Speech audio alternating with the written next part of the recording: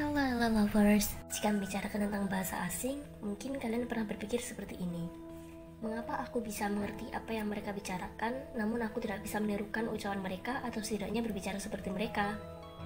Hal ini pasti juga terjadi kepada teman-teman yang sedang belajar bahasa Inggris. Membahas problem selanjutnya yang mungkin akan kalian temui setelah berhasil memberanikan diri berbicara menggunakan bahasa Inggris. Kalian mungkin terkesan ragu karena sering mengucapkan kata-kata seperti like, you know, dan lain sebagainya. Mungkin sebenarnya kalian bukannya ragu, tapi otak kalian sedang berputar cepat memikirkan kalimat yang selanjutnya akan diucapkan. Atau bahkan sebaliknya, kalian sudah mengetahui apa yang harus diucapkan, namun kalian sedang bingung mencari terjemahan yang cocok dengan kalimat yang ada di pikiran kalian. Tahukah kalian bahwa ungkapan-ungkapan seperti like, so, you know, dan sebagainya yang sering muncul pada komunikasi verbal itu memiliki suatu sebutan? Setelah diteliti lebih jauh, sepertinya fillers atau crutch words adalah istilah yang tepat dan sangat menggambarkan ungkapan-ungkapan yang di awal sudah disebutkan tadi. Seperti yang kita semua ketahui, orang yang mengalami patah kaki membutuhkan crutch untuk membantu mereka berjalan. Sama seperti crutch words, kata-kata sisipan ini membantu kita untuk mengungkapkan ide pokok dalam pikiran kita. Beberapa contoh dari crutch word adalah like, well, you know, honestly, so, I mean, dan sebagainya. Sedangkan fungsinya adalah untuk memberi kita waktu untuk berpikir, mengisi kekosongan sebelum kita menyampaikan inti, serta memberikan isyarat kepada orang lain bahwa kita belum selesai berbicara. Namun, meskipun crutch word ini tidak sepenuhnya merugikan, penggunaannya yang berlebihan dapat sangat mengganggu dan membuat kita terlihat tidak profesional, apalagi dalam konteks percakapan formal. Lalu, bagaimana cara mengurangi penggunaan crutch word tersebut? Yang pertama adalah gunakan nada berbicara yang ekspresif dan tidak monoton. Dengan menggunakan nada bicara yang bervariasi, maka kalian akan terlihat lebih ekspresif. Dan hal tersebut juga membantu lawan bicara untuk lebih terlibat dalam percakapan. Selain itu, saat berada dalam situasi yang formal, ada baiknya kita tetap menjaga agar kita terus menggunakan bahasa yang formal. Karena crutch word cenderung muncul saat kita menggunakan bahasa informal. Oleh karena itu, kita harus mengetahui audiens atau lawan bicara agar kita bisa memposisikan diri.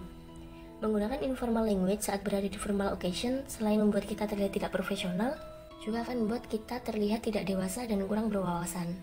Langkah selanjutnya untuk mengurangi crutch word adalah tidak bertele-tele dalam menyampaikan sesuatu.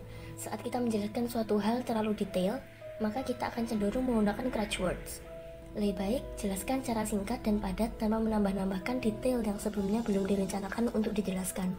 Tentu sulit untuk menghilangkan crutch word yang selama ini sudah membantu kita dalam melakukan komunikasi verbal.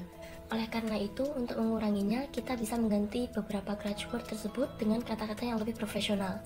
Berikut adalah beberapa kata alternatif yang bisa kalian gunakan sebagai pengganti crutch words.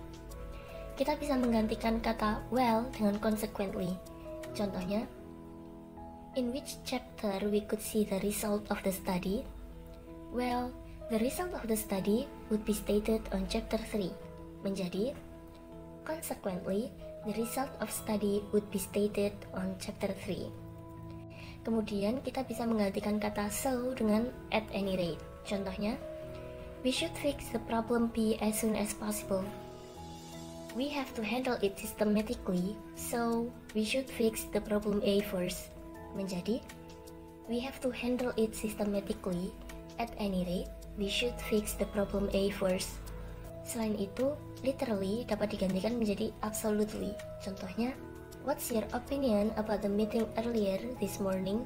I literally didn't know how to respond. Menjadi, I absolutely didn't know how to respond. Look bisa berubah menjadi for this reason. Contohnya, I don't get the point of raising the new issue when we already have one to be solved.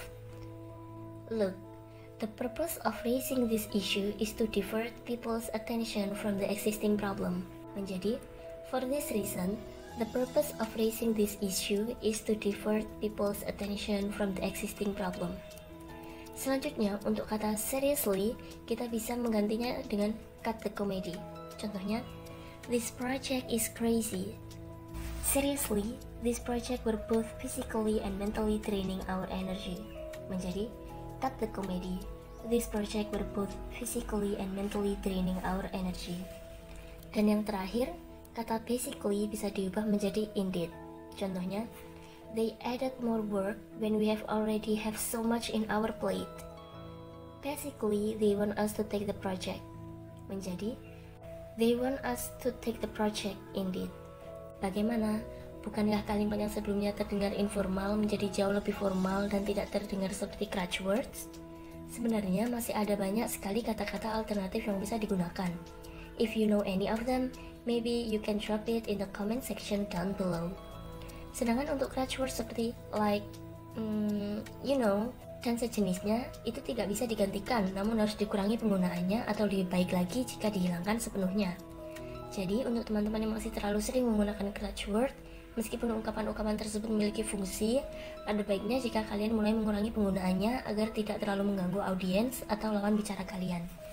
That's all we have for you today. Got a question? Ask away. See you around.